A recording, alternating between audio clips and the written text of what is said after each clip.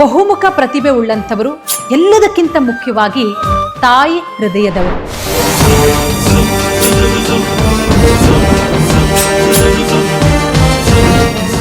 ಇವರು ಕೈ ಹಾಕದ ಕೆಲವೊಂದಿಷ್ಟು ಕ್ಷೇತ್ರಗಳಿಲ್ಲ.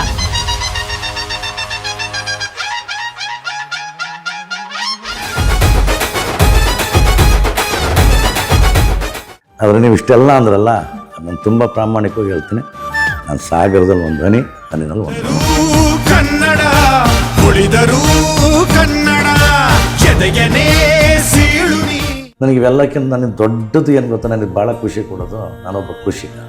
ಹೌದು, ನಾನು ಇವತ್ತು ವ್ಯವಸಾಯ ಮಾಡ್ತೀನಿ, ಹೌದು, ವ್ಯವಸಾಯದಲ್ಲಿ ಜೂಜಾಡ್ತೀನಿ, ಮಹಾನ್ ಜೂಜುಕೋರ ನಾನು.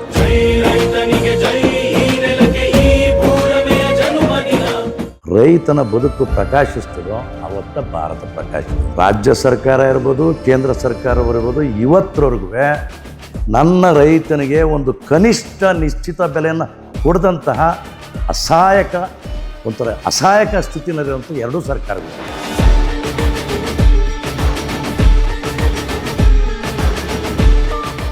ಅಷ್ಟೊಂದು ದರಿದ್ರಾವಸ್ಥೆಲಿದ್ದೀವ, ಕುಗ್ರಾಮಗಳನ್ನು ಮಾಡ್ಬೋದು.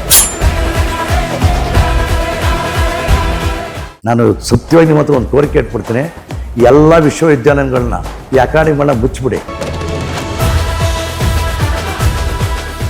ಕರ್ನಾಟಕದ ಸಾಂಸ್ಕೃತಿಕ ರಾಜಕಾರಣ ಸಾಂಕ್ರಾಮಿಕ ರೋಗ ಆಗ್ಬಿಡ್ತಿದೆ. ನೀವು ಹಿಂಗೇ ಕಡು ಭ್ರಷ್ಟರಾದರೆ, ಹಿಂಗೇ ನುಂಗೇಶ್ವರಾದರೆ, ಹಿಂಗೇ ಕೊಳ್ಳುಬಾಕರಾದರೆ, ಕಿತ್ತೋದು ಕೆರ ತಗೊಂಡು ರಪ ರಪ ರಪ ಅಂತ ಈ ಕಡು ಭ್ರಷ್ಟ ರಾಜಕಾರಣಿಗೆ ಅಂತ ಒಡೆಯುವಂಥ ಒಂದು ಕಾಲ ಬರುತ್ತೆ.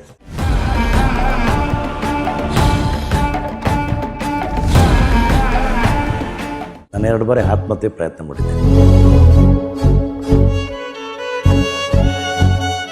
ನಾನು ಯಾವಾಗಲೂ ಕೇಳೋದು, ಕೂಡೋಣ, ಕಟ್ಟೋಣ, ಬಾಳೋಣ, ಬೆಳಗೋಣ.